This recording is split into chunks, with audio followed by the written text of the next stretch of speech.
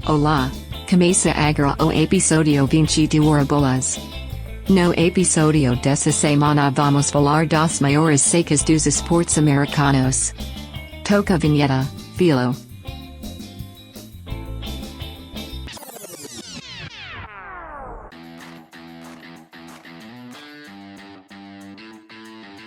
Thank you, Maria! Começa agora o 20º episódio do Hora Bolas, a história do mundo levada na esportiva. Eu sou o Fernando Tancredo, o Tanque. Eu sou o Felipe Lopes, o Filó. E eu sou o Henrique Gonçalves, The Human Retriever. Human Retriever. O labrador humano, pra quem não entendeu. Se não entendeu é porque não tá ligado nos episódios anteriores, tem que estar atento. Se você não entendeu essa tentativa de piada do Henrique aí, volta lá e escuta o episódio 18 que a gente falou disso lá. Mas hoje a gente tá com a Mary aqui de novo, a nossa Maria americana, porque hoje a gente volta a falar de esportes americanos para falar das maiores secas dos esportes americanos, aquelas maiores sequências sem ir pros playoffs ou sem ganhar divisão, tudo isso. Mas antes da gente começar, queria lembrar vocês para seguirem a gente nas redes sociais. A gente tá como Hora Bolas Pod no Instagram e no Twitter, Hora com H, Pod POD. A gente tá também nas diferentes plataformas que você usa para escutar nosso podcast, Apple Podcast, Google Podcast, Deezer, Cashbox e no Spotify, né?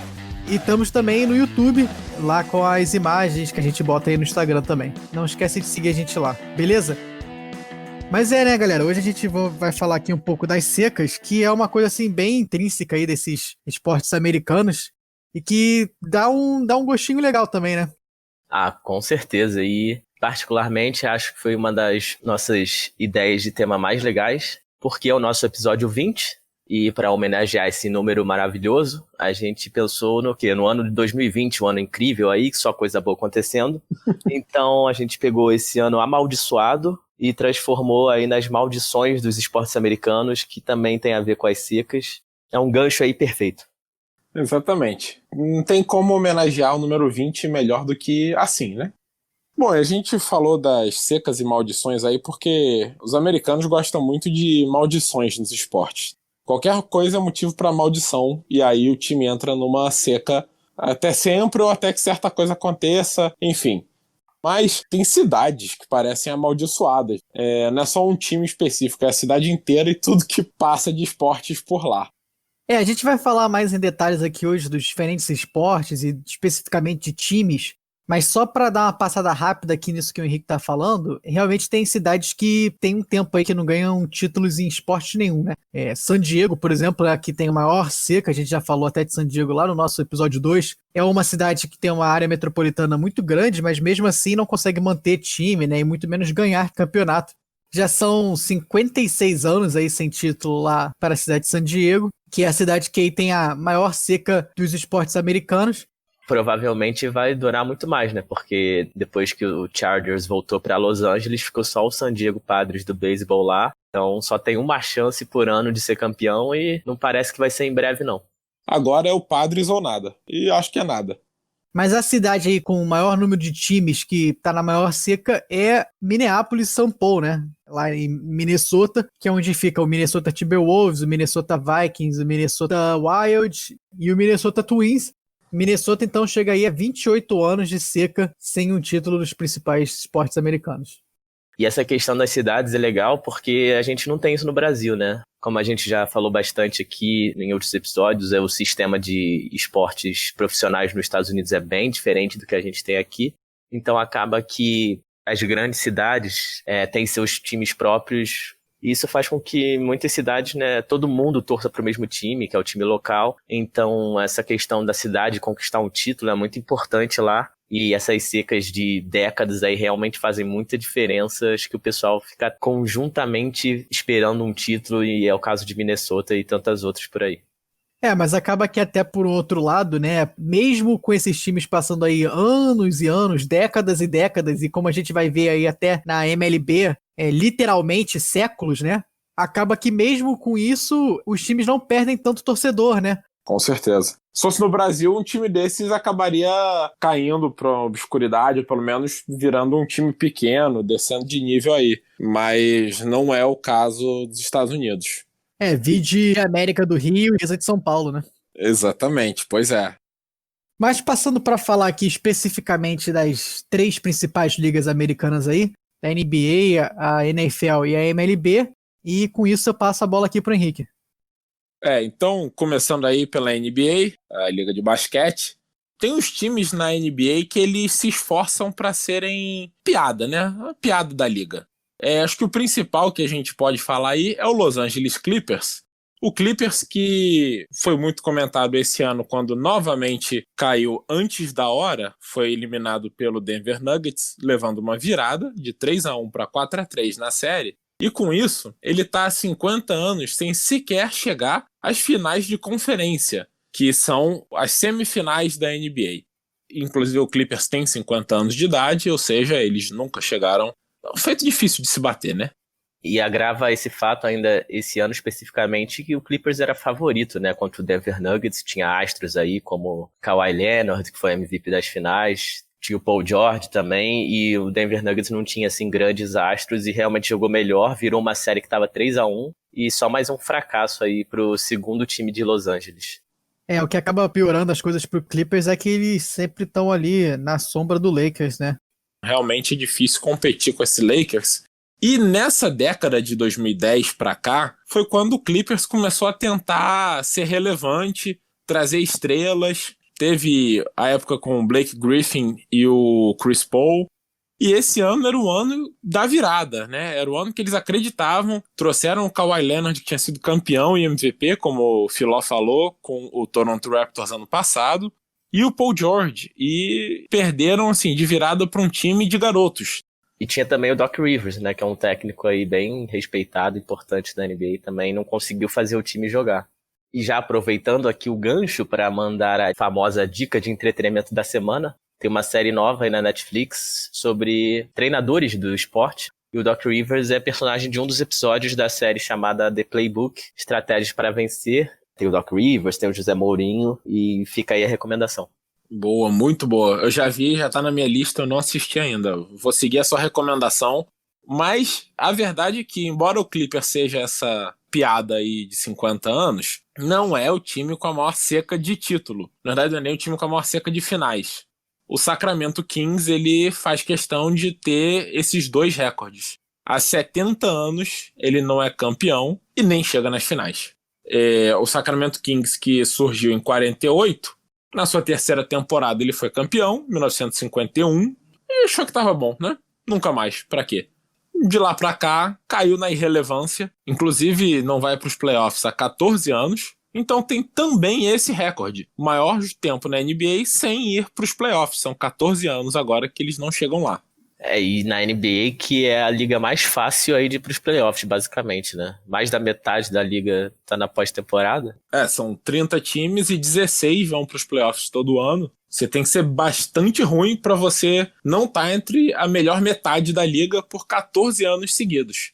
O Sacramento Kings, que ele começou com o nome de Rochester Royals. Eles foram campeões lá em Rochester. E aí de lá eles foram para Cincinnati, depois para Kansas City e finalmente chegaram em Sacramento em 85. Eles acabaram que eles só ficam em cidade pequena, né? Então isso realmente acaba atrapalhando um pouco o sucesso do time. Até hoje em dia, mesmo eles estando lá em Sacramento, acho que isso prejudica bastante aí o potencial. Não é uma franquia que é atrativa tanto ao público quanto aos jogadores. Isso atrapalha bastante aí o sucesso do time. E aí logo depois do Kings a gente tem o Atlanta Hawks, que está há 62 anos sem título, e é mais um time que, quando venceu, ele não estava em Atlanta. O Atlanta Hawks foi campeão como St. Louis Hawks em 1958, batendo o Boston Celtics, e aí, depois disso, ele ainda teve uma fase bem boa, primeiro em St. Louis e depois se mudando para Atlanta em 68, mas desde lá que tá na seca e não chega nem nas finais, na verdade. Em terceiro lugar, a gente tem o Phoenix Suns, que está há 52 anos sem ser campeão, que é o tempo todo de existência deles. Assim como o Clippers, que é o quarto, que tem 50 anos, como a gente já disse. O Phoenix Suns, que chegou nas finais em 76, por exemplo, que perdeu para o Celtics.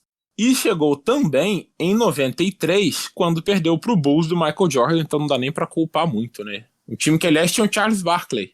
Mas depois disso também um time que sofreu muito. O Suns teve realmente times bons aí ao longo da história, esse do Charles Barkley, principalmente, recentemente também o do Steve Nash, né? Que foi aí um dos meus principais ídolos no basquete também, jogava muito, mas não conseguiu levar esse título pra Phoenix. Realmente, o Steve Nash era um craque e ele tinha um time muito bom em volta dele ali, mas foi uma época que o Oeste estava muito forte e o Suns não chegou nem na final.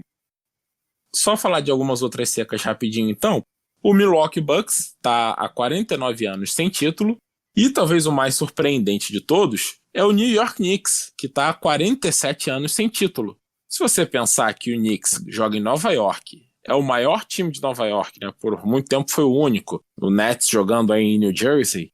47 anos sem ganhar numa das maiores cidades dos Estados Unidos, eu acho que é mais feio que o Clippers. É triste e eu posso atestar. Inclusive, o Knicks ele ganhou pela última vez aí em 73, ganhou do Lakers, e depois disso, o torcedor do Knicks ele tá lá para sofrer. Perdeu no jogo 7 em 94 pro Houston Rockets, quando o Michael Jordan estava jogando beisebol, né? É uma ótima chance de você ser campeão. O Michael Jordan foi mudar de esporte. Perderam em 99 pro Spurs também. De lá para cá, mal chega nos playoffs. Passando aqui para falar da NFL, que é a Liga de Futebol Americano, a maior seca de um time é do atual Arizona Cardinals, e ela já dura incríveis 72 temporadas. O time não ganha desde 1947, quando foi campeão da Liga de Futebol Americano da época, quando ainda se chamava Chicago Cardinals. E essa seca é a maior da história da NFL, 72 temporadas, e também, atualmente, é a maior seca ativa nos esportes americanos profissionais. A gente vai ver que ao longo da história aí das 4 grandes ligas tiveram secas maiores, mas elas já foram quebradas. Então o Cardinals é o time aí há mais tempo sem título de todas as 4 grandes ligas dos Estados Unidos. O Sacramento Kings ele tá brigando para chegar lá ali, né? Tá logo na cola, 70-72. E durante esses 72 anos o time saiu de Chicago, passou por St. Louis, e depois foi para Phoenix, que fica no estado do Arizona, se chamou Phoenix Cardinals, agora se chama Arizona Cardinals. Enfim, tudo isso sem ganhar título. Chegou mais perto de quebrar em 2009, quando perdeu o Super Bowl 43 pro Pittsburgh Steelers aí, do nosso querido Tank, num jogo incrível, né? Jogo lendário. Esse jogo foi realmente histórico, assim, lembro de assistir, foi um dos melhores Super Bowls que eu já vi.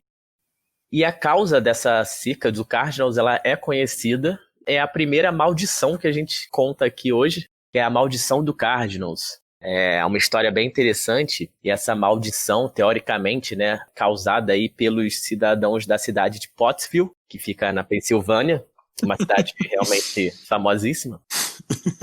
Eu já tô rindo só com o nome da cidade. É a cidade dos maconheiros, né? Lembrando aqui também, mais uma vez, que o Cardinal é um passarinho, né? Pra quem não conhece o que é um Cardinal, o Cardinal é literalmente um sabiá vermelho. Então essa é a maldição do sabiá. É aquele que dá o filme de terror. Pois o cara escolhe um passarinho pra ser o time dele, tem mais é que não ganhar mesmo. Um passarinho desses, né? Um sabiá, porque uma águia já é algo muito mais imponente. Olha lá, o clubismo. Mas a águia não é um passarinho, né? A águia não é passarinho. Exatamente. Pelo menos escolheu bem. Águia, falcão, né? Mas então, pra contar a história dessa maldição, teria surgido por causa desses moradores da cidade de Pottsville, porque em 1925, quando o Arizona Cardinals ainda era o Chicago Cardinals e o time de Pottsville, que era o Pottsville Maroons, eles estavam empatados ali na liderança da Liga de Futebol Americano da época, e nessa época a temporada ainda era, digamos, por pontos corridos, então quem terminasse com mais vitórias seria campeão. E aí, um pouco antes do fim da temporada, tinha um jogo entre Maroons e Cardinals, que meio que definiria ali quem seria o campeão, né, já que eles estavam empatados, e o Maroons acabou ganhando de 21-7, e ficou à frente e tinha tudo para ser campeão. Mas aí, antes da temporada terminar, o presidente da liga, o Joseph Carr, acabou suspendendo o Pottsville Maroons por causa de uma controvérsia que o que aconteceu foi que eles tinham um jogo de exibição marcado contra a Universidade de Notre Dame. Só que Pottsville é uma cidade tão pequena que o estádio deles cabia só 6 mil pessoas e eles não tinham capacidade de receber esse jogo. Então o dono do time acabou alugando um estádio que ficava na Filadélfia para receber a partida. E por isso o Joseph Carr acabou punindo o Pottsville Maroons e retirando ele da NFL naquele ano.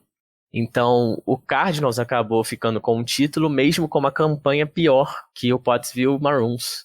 E aí disse que por causa disso, os torcedores de Pottsville amaldiçoaram o na época Chicago Cardinals, atual Arizona Cardinals. E essa maldição aí persiste até hoje, né? Porque o time não consegue ser campeão. E ela só vai ser quebrada quando esse título for devolvido para Pottsville, que seria aí o seu verdadeiro campeão moral.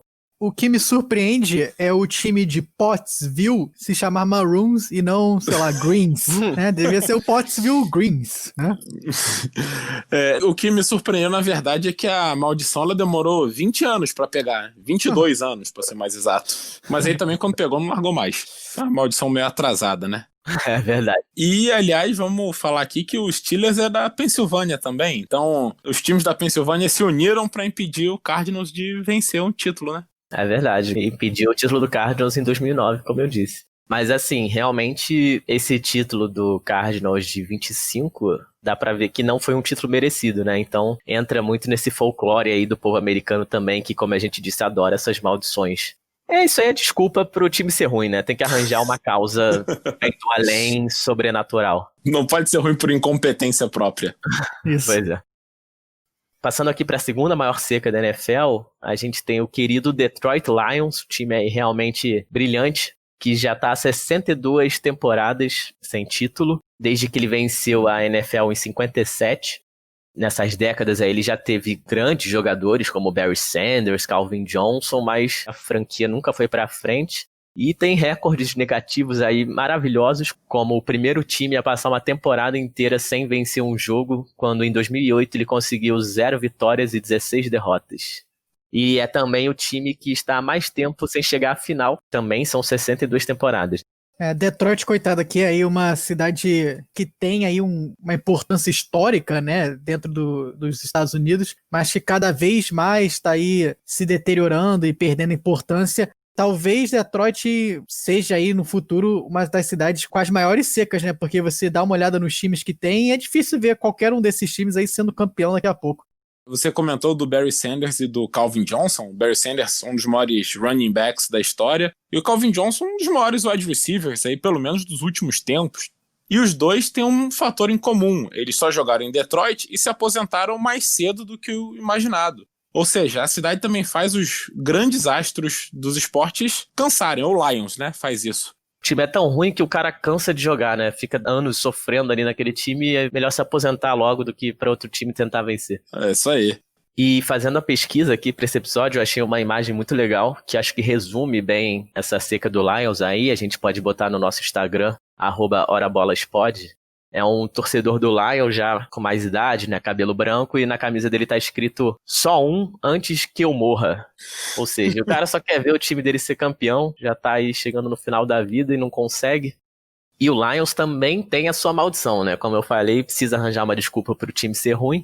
Em 58, que foi logo depois aí do título que eu falei, do Detroit Lions, o time acabou trocando um jogador chamado Bob Lane pro Pittsburgh Steelers. E o Lane não ficou nada satisfeito com a troca, ele queria continuar lá, e aí em resposta ele teria dito que o Lions vai ficar 50 anos sem ser campeão. Se é verdade essa história ninguém sabe, porque parece que não tem nenhum registro assim de notícia dessa declaração em jornal nenhum, então fica aí naquela dúvida se é fake news ou não é, mas a verdade é que o Lions já tá muito mais que 50 anos aí sem vencer. Todo ano a declaração dele muda, né? Aumenta um ano quando ele falou.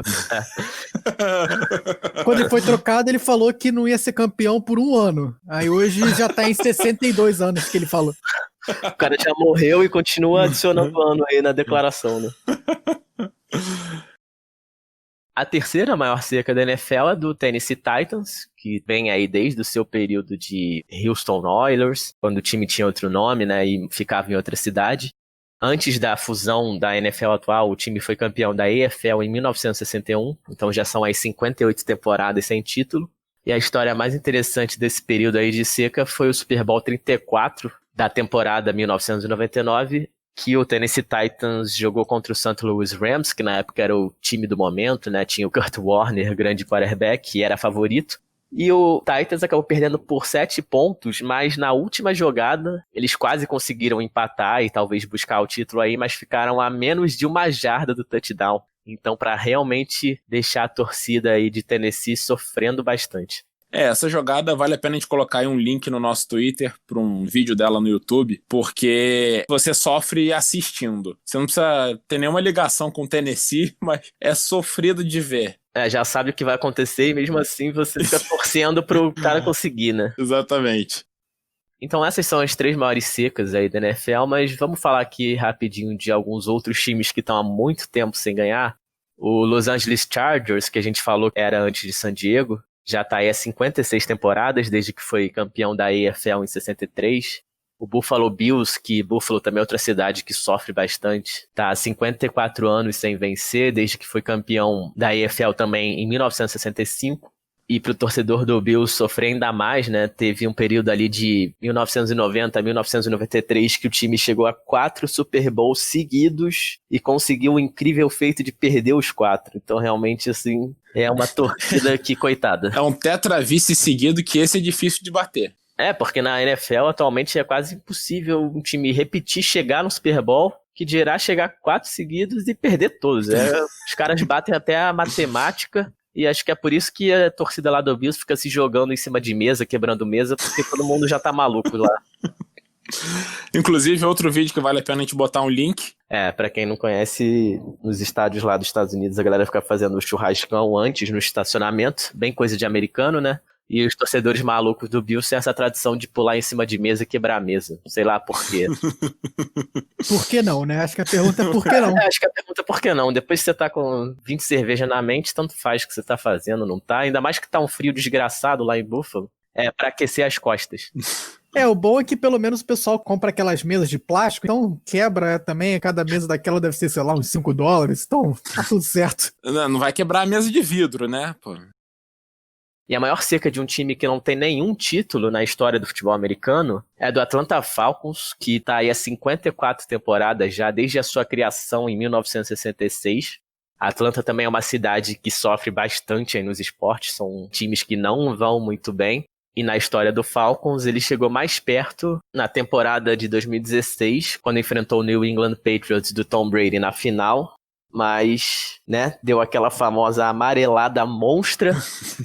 Tava vencendo de 28-3 já no 3º quarto. E o Patriots conseguiu uma virada incrível, empatou o jogo e depois venceu na prorrogação. E foi aquela história que tinha até torcedores do Patriots que já tinham deixado o estádio sem acreditar. E o Atlanta Falcons deu aquela entregada. Então esse time aí acho que merece um pouco estar nessa seca também.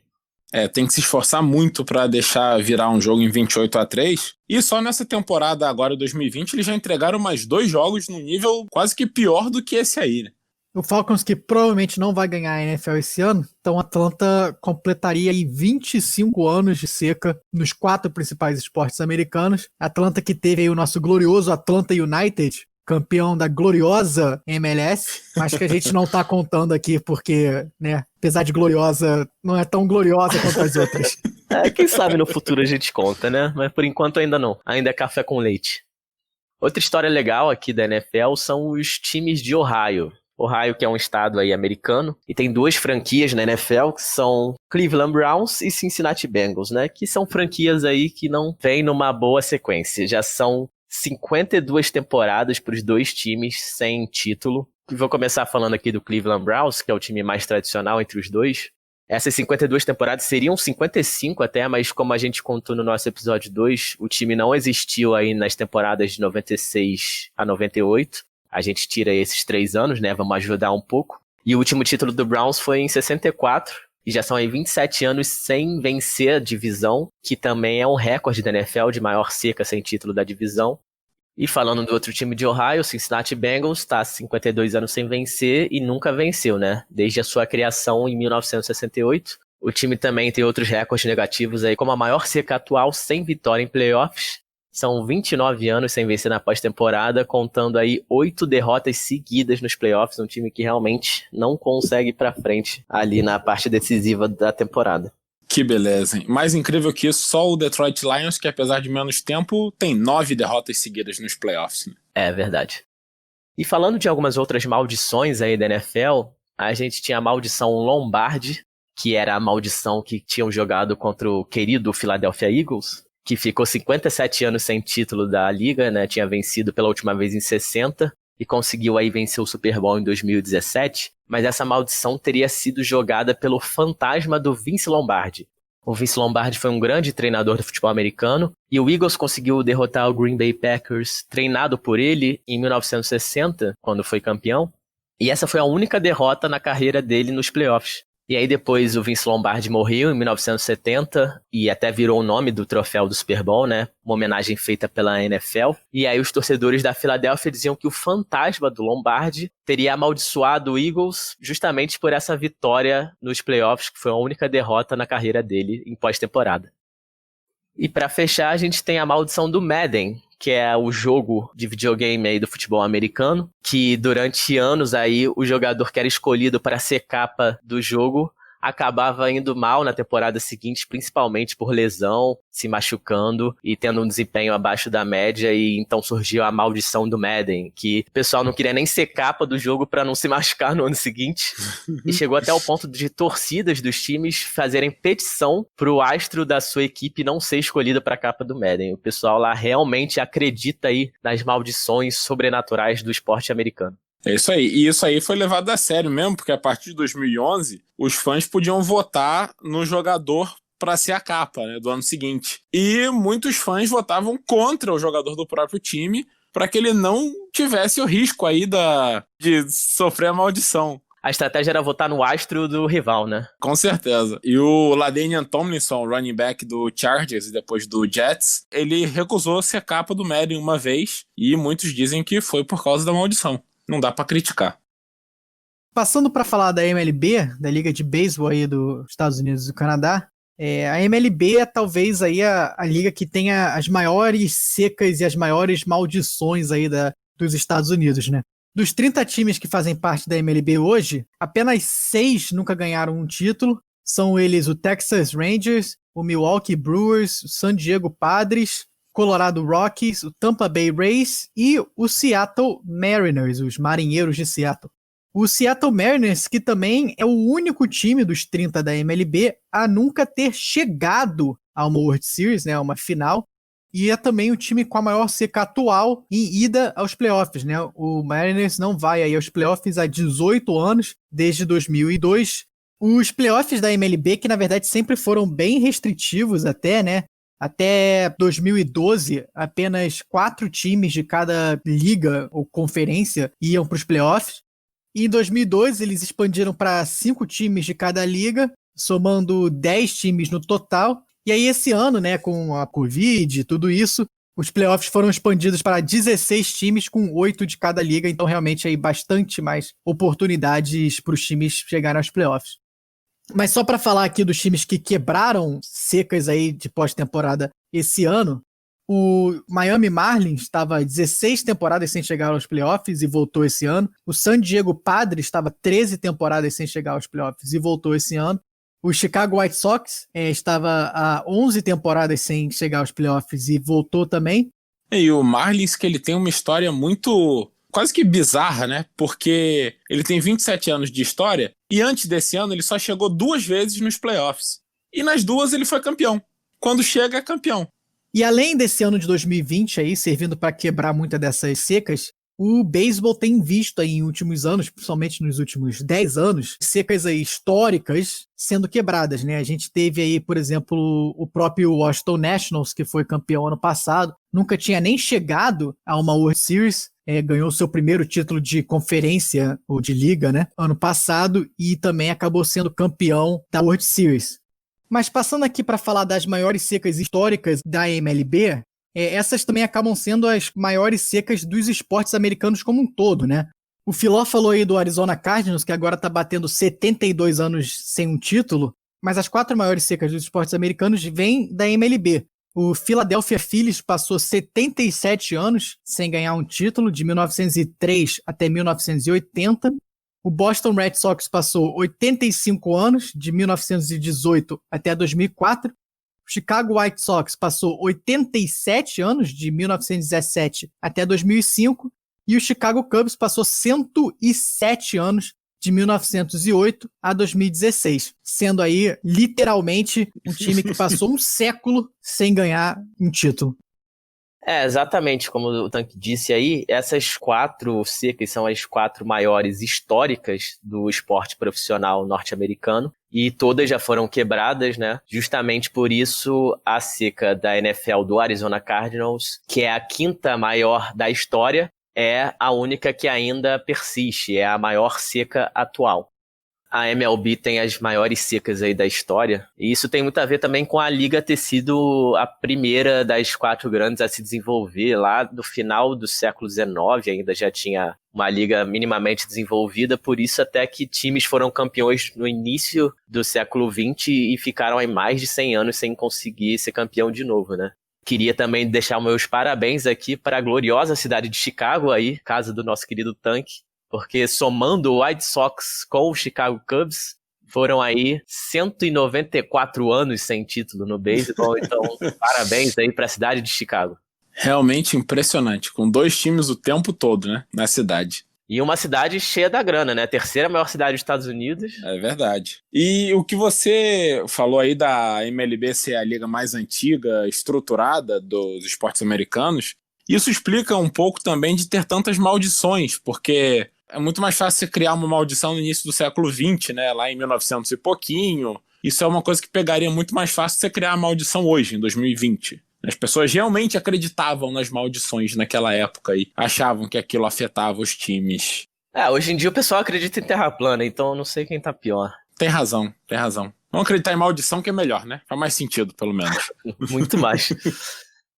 Então, com esses títulos aí do White Sox, Red Sox e Cubs, hoje em dia, a maior seca da MLB é do Cleveland Indians, do glorioso estado de Ohio, que o Filó já comentou aí. O Cleveland Indians não ganha um título desde 1948, somando aí já 72 temporadas, já que eles já foram eliminados também na atual temporada. Depois do Cleveland Indians, nós temos alguns times que nunca ganharam. O Texas Rangers tem 59 anos de seca, nunca ganhou. Milwaukee Brewers também nunca ganhou, 51 anos de seca. San Diego Padres, 51 anos de seca também. E o Seattle Mariners, que eu já comentei aqui, já chega a 43 anos sem um título desde a criação do time. E essas 3 históricas maiores aí, o Red Sox, o White Sox e o Cubs, como boa seca, tem que ter uma boa maldição para vir junto com a seca, né?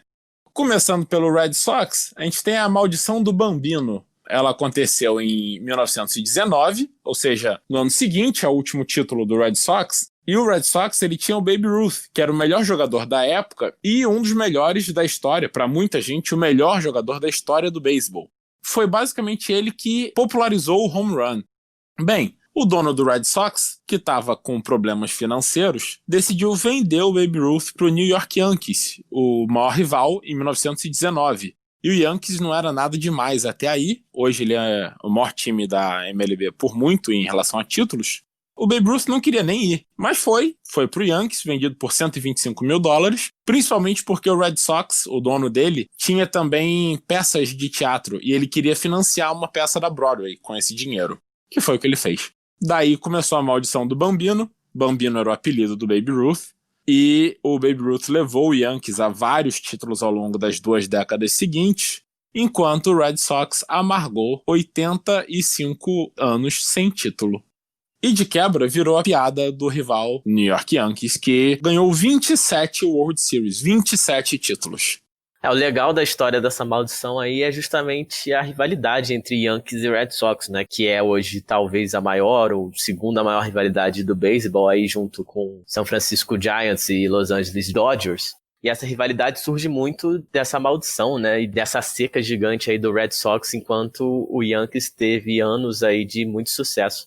Pois é. E, inclusive, diziam que a partir da meia-noite o fantasma do Baby Ruth chegava no Yankee Stadium, no estádio do Yankees. É que antes da meia-noite ele tava tomando cerveja com o fantasma do Vince Lombardi, lá na Filadélfia, aí demorava um pouquinho. O Baby Ruth que gostava realmente de uma cerveja, também tem muitas histórias dele indo jogar bêbado, e mesmo assim batendo home run. Ele tinha uma bela pança de cerveja também. Avantajada. E realmente depois da meia-noite coisas estranhas aconteciam, inclusive em 2003, no ano logo anterior aí ao fim da seca, o Yankees bateu o Red Sox nos playoffs, na final da Liga Americana, né, para ir para a World Series, no home run depois da meia-noite de um jogador que era um dos piores do time.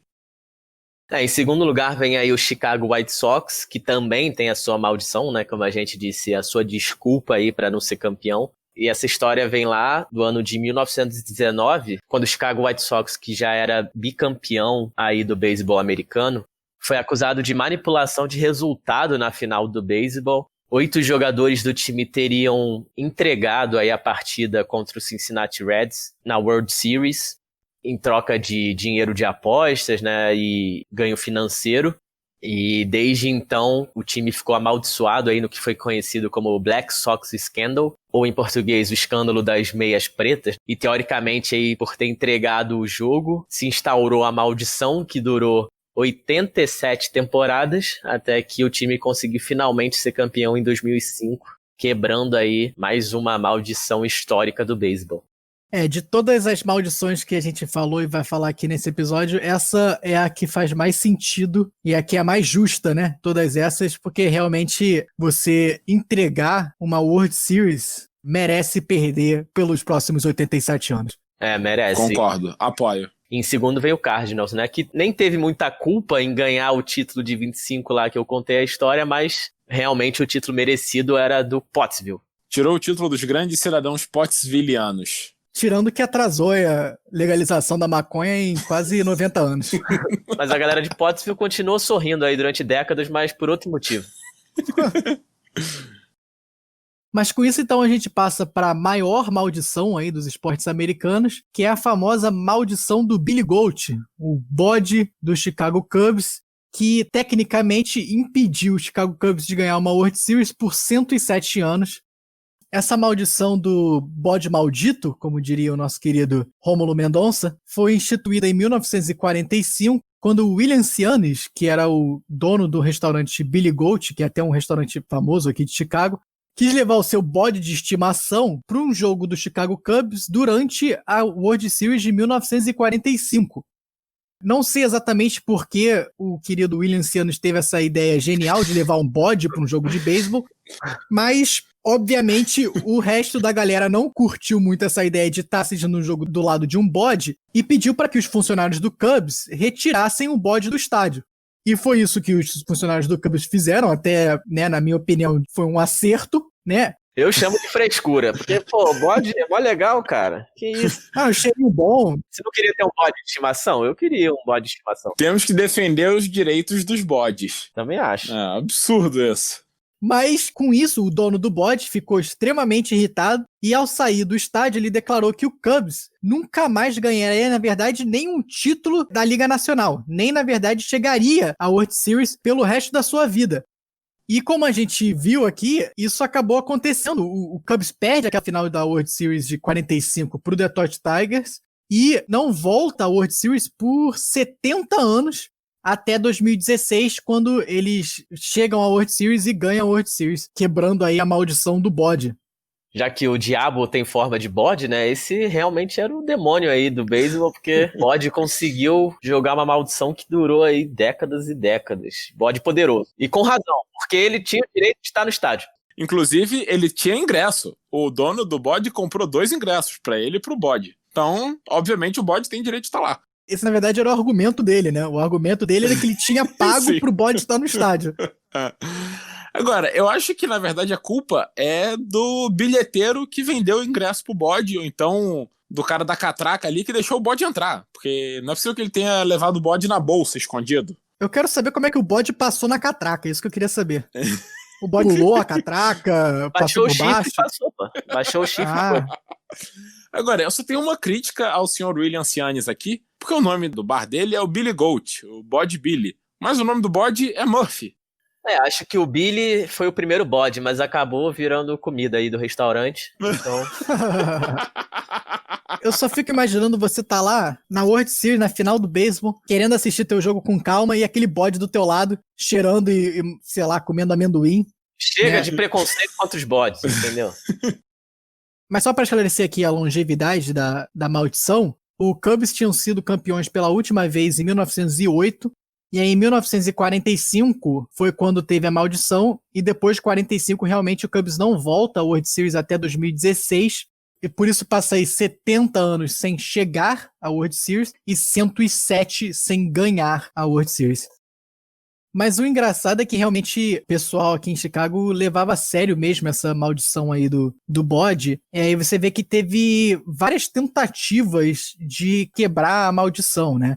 Por exemplo, o sobrinho do William Cianis, o Sam Cianis, foi convidado várias vezes para ir aos jogos do Cubs, com bode e sem bode. Primeiro jogo da temporada, né, em 84, 89, depois em 94, em 98...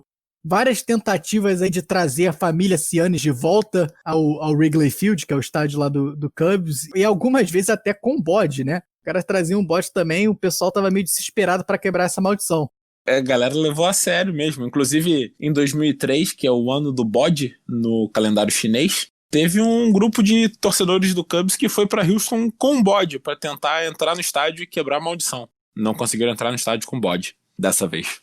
E, inclusive, no mesmo ano de 2003, teve talvez o incidente mais famoso aí dessa maldição, né? Que foi o incidente do Steve Bartman. O Cubs, ele vencia a final da National League, né? A final da conferência, para ir para a World Series por 3-2. E no jogo 6 estava ganhando de 3-0 na 8ª entrada. Ou seja, estava aí a 2 entradas de ir para a World Series de novo. Tinha um timaço aí contra o Miami Marlins, na época o Florida Marlins. Até que nessa 8ª entrada, o time ganhando fácil, uma bola foi ali para aquela área lateral do campo que tem os torcedores perto do campo, mas foi bem perto. Então o outfielder do Cubs, o Moisés Alou, estava lá para pegar a bola, só que vários torcedores também pularam para tentar pegar a bola e guardar de souvenir. O Steve Bartman foi o grande azarado da vez, foi o cara que pegou a bola. E aí, todo mundo que estava em volta dele, inclusive as próprias pessoas que tentaram pegar a bola junto com ele, começaram a xingar ele, jogar coisa, jogar cerveja. A situação ficou tão grave, mas tão grave, que teve que a segurança do estádio chegar lá, tirar ele dali, e ele teve que sair de carro por trás, escondido no banco de trás, porque o time perdeu aquele jogo, e acho que as pessoas estavam querendo linchar ele em Chicago. Só pra explicar aí esse lance, o Cubs realmente ganhava aí por 3-0, quando um jogador do Marlins acaba rebatendo uma bola pro outfield, mas que ia ser uma foul ball, né? Ela não estava dentro do campo de jogo. E aí, o jogador do Cubs estava bem embaixo da bola, ia pegar a bola, ia ser uma eliminação, quando o Steve Bartman se estica do seu assento, né, ali das cadeiras, pega a bola com a mão e acaba virando uma foul ball, o jogador não é eliminado. E depois disso, o Florida Marlins anota 8 corridas nessa entrada e ganha esse jogo 6 e depois ganha o jogo 7 também. E não foi para a World Series daquele ano. Inclusive, mais uma dica aí de entretenimento é o documentário da ESPN chamado Catching Hell, que conta exatamente sobre esse incidente e o azar que teve aí o Steve Bartman. E depois disso, ele foi basicamente banido ali da vida em Chicago. Ele se escondeu e quase nunca mais foi visto, ficou totalmente recluso, porque ele passou a ser talvez a pessoa mais odiada de Chicago. No ano seguinte, antes do começo da temporada, aquela bola que esse torcedor pegou, ela foi eletrocutada numa tentativa de quebrar essa maldição aí do Steve Bartman. Você vê o nível que chegou o desespero dos torcedores do Cubs. Essa bola que foi eletrocutada, no ano seguinte, 2005, né, usaram os restos da bola para fazer o molho de um macarrão num restaurante lá em Chicago. Na verdade, a bola não foi usada no molho, mas ela foi usada para gerar o vapor que cozinhou o molho do macarrão. Então, se você quiser comer um macarrão ao molho bola de beisebol, você teve sua chance. Macarrão com molho de bode, molho de bola, era o quê? A maldição tinha que quebrar. Os caras em Chicago estavam desesperados, já estavam tentando qualquer coisa. Vale tudo, vale tudo. Mas já que a gente está falando aqui da maldição do Chicago Cubs, a gente aproveita para passar para o nosso próximo segmento. Nossas histórias. Hoje, então, a gente inaugura um segmento novo, o Nossas Histórias. Nossas Histórias, a gente vai contar um pouco da nossa experiência aqui durante alguns eventos importantes aí, esportivos, né? E hoje a gente vai contar um pouco do que a gente vivenciou durante essa quebra aí da maldição do Cubs em 2016. Esse ano aí da quebra, né, o Cubs, inclusive, ele perdia a World Series por 3-1 na série, né, melhor de 7, e virou para ganhar em 7 jogos aí. E o 7º jogo foi um dos jogos mais dramáticos da história, eu acho. Foi um jogo que foi para entradas extras, né? Ele levou 10 entradas para acabar. O beisebol tem 9 entradas, né? Foi até a 10ª. E não só isso, mas o jogo teve que ser interrompido por causa de chuva. Então, tinham acabado as 9 entradas, o jogo empatado e começou a chover. Precisaram interromper o jogo aí até a chuva passar. Inclusive, essa que era a batalha das secas, já que o Cleveland Indians também tem aí a sua seca, que agora são 71 anos. Então, um dos dois times ia quebrar uma seca histórica. E esse jogo 7, inclusive, o Cubs ele vencia quase que com tranquilidade, estava 6-3. Aí na 8ª entrada, o Cleveland empatou em 6-6. E aí, na 10ª entrada, o Cubs ainda fez 8-6. Cleveland diminuiu para 8-7. E o Cubs finalmente levou para encerrar a maldição do bode. Pra contar logo a minha experiência, que é a mais sem graça de longe aqui das 3, eu tava vendo na TV, em casa, então nada demais, mas eu lembro que foi realmente muito, muito emocionante. Eu que não torcia para nenhum dos times, assim, mas justamente essa questão de estarem os dois numa seca histórica, era uma tensão que você dava para sentir até na transmissão pela TV. A questão da chuva ter interrompido logo antes do final foi, assim, para deixar todo mundo ainda mais nervoso. Muita coisa envolvida, assim, famílias que estavam há gerações torcendo pro Cubs ganhar, gente comemorando depois, indo no cemitério para fazer uma homenagem pro avô que tinha morrido antes do time ser campeão. Então realmente era muita história envolvida e foi muito legal de ver na TV. E foi um dos grandes momentos que eu lembro de ter assistido do beisebol. Muita gente que nunca tinha visto beisebol assistindo aquele jogo. Foi realmente impressionante, a comoção foi gerada até no Brasil.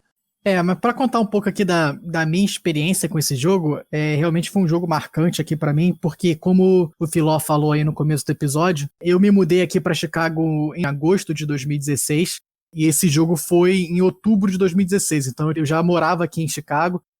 A gente acompanhou alguns jogos aí dessa World Series em bares e tal, mas esse jogo 7 realmente, ainda mais como o Henrique falou aí, depois do Cubs ter voltado de estar perdendo de 3-1, foi assim um jogo que a cidade inteira parou para ver esse jogo, né? Eu fui com a minha esposa agora e com uns amigos, a gente foi para um bar lá perto do estádio do Cubs mesmo, lá perto do Wrigley Field. E assim, tava tranquilo, né? O Cubs abriu 6-3, então tava todo mundo bem confiante que ia ganhar. Aí o Cleveland Indians volta no jogo, fica aquela tensão louca, aí vai para entradas extras. Depois com a pausa, eu lembro da pausa da chuva, ninguém conseguia parar de assistir a televisão, né? Tava aquela tensão. Aí o Cubs consegue tomar a liderança, mas depois o Indians quase que volta atrás. Então realmente assim, muita tensão. E com o título, todo mundo saiu pra rua. Então a gente sai do bar também. E aí as ruas ali em volta do estádio do Cubs foram completamente tomadas de gente. Pessoal subindo no sinal, muita galera com bandeira, assim, muita festa. O jogo inteiro demorou, acho que umas 4 horas ou mais. Depois a gente foi pra rua, ficou mais ainda na rua lá com o pessoal festejando, mas aí 1 hora e pouco. Assim, um momento incrível, né? Assim, eu lembro perfeitamente desse momento, mas também, assim, foi um momento que ficou marcado na história da cidade de Chicago, que realmente foram 107 anos de seca, né? Eu acho que a sensação que define deve ser alívio, né? Óbvio que tem muita felicidade, mas o alívio eu acho que é o mais forte nesse momento. Imagino que seja como muitos torcedores do Cubs tenham se sentido. Voltando até numa outra maldição e seca que a gente citou aqui, que foi a do Philadelphia Eagles, do futebol americano. Foi a mesma sensação que eu como torcedor tive quando o Eagles ganhou o Super Bowl em 2018. Que é o alívio. Primeiro o alívio, depois a felicidade, sabe? Você finalmente poder comemorar depois de tantos anos querendo muito e sem conseguir. Acho que essa é a sensação que define melhor essa festa aí da cidade de Chicago. Só para esclarecer aqui, esse jogo 7 foi em Cleveland. O jogo não foi aqui em Chicago. Então, assim, as pessoas saíram, tava todo mundo festejando, que aqui nos Estados Unidos é até raro, porque você não pode nem beber na rua, né? Todo mundo bebendo na rua mesmo, polícia não tava nem aí. No meu caso, eu morava a 2 horas de Chicago e eu tinha que pegar um voo para um congresso na Filadélfia. Eu tava indo pro aeroporto de Chicago e eu ia pegar o voo e ia chegar na Filadélfia a tempo de assistir pelo menos a última metade do jogo. Essa chuva que passou em Cleveland e parou o jogo na 9ª entrada, ela também passou por Chicago e parou o meu voo. Ele começou a ser adiado e no fim das contas cancelaram, eu só podia no dia seguinte. Só que quando cancelaram o voo, já estava lá pela 7ª entrada ou por aí. Eu ainda tinha que resolver como ir no dia seguinte, passar a noite. Eu não ia perder o jogo. Então, fiquei no aeroporto, eu e mais umas 20 pessoas na hora, assistindo num bar do aeroporto. Só que foi demorando tanto que o bar teve que fechar e foi juntando cada vez mais gente. Foi juntando, mas a pessoa do bar tinha que ir embora, né? Então, o que ele fez? Trancou o bar, deixou de lado de fora, mas deixou a televisão ligada. O bar todo escuro, todo mundo vendo pela grade e a televisão ligada até o Cubs ser campeão. Não teve comemoração no aeroporto, mas também para voltar depois pro hotel na cidade, passei por um monte de carro buzinando, gente bebendo na rua, isso tudo aí que o Tanque descreveu e que eu só tinha visto no Brasil até então. É, muito triste pra mim, né? Sou o único ferrado aqui desse podcast, o único nesse Brasilzão de meu Deus aqui, enquanto os meus colegas são aí super internacionais. Que isso, você é o nosso expoente máximo no Brasil. Mas realmente foi, assim, um dia especial aqui na história de Chicago. Eu nunca tinha visto pessoal comemorar tanto um título quanto naquele dia do Cubs. É realmente marcante. Eu até guardei, eu tenho até hoje o jornal que saiu no dia seguinte, que eu fui comprar o jornal, né? A capa do jornal são jogadores do Cubs comemorando logo depois da última eliminação. A manchete só diz "at last", ou seja, finalmente. É só isso. Não precisava dizer mais nada, né? Era só isso. Como eu falei, a sensação de alívio se finalmente aí define. E só pra fechar aqui a última curiosidade ainda sobre esse título do Cubs, foi a previsão do De Volta pro Futuro, né? Também aí, mais uma dica de entretenimento, grande trilogia do cinema. Mas no De Volta pro Futuro 2, que é de 1989, o Marty McFly, que é o protagonista do filme, ele viaja até outubro de 2015 e vê que o Chicago Cubs já teria sido campeão da World Series. Acabou que o filme errou só por um ano, porque o Chicago foi campeão em 2016 e quase que o De Volta pro Futuro acertou essa previsão aí do fim da seca histórica do Cubs.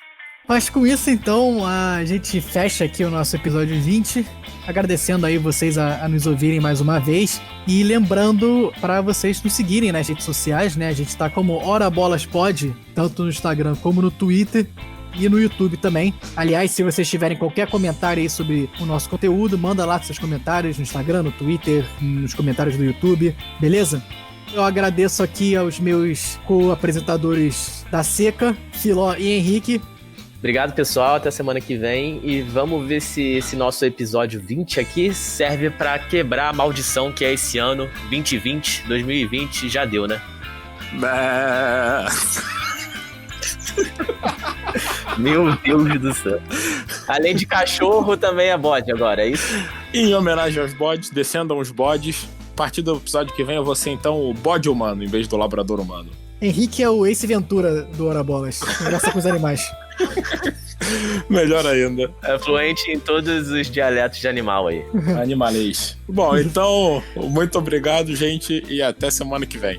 É isso aí. Obrigado, galera. Não deixe a seca do Ora Bolas começar. Não perca nenhum dos episódios. E a gente se vê semana que vem. Abraço.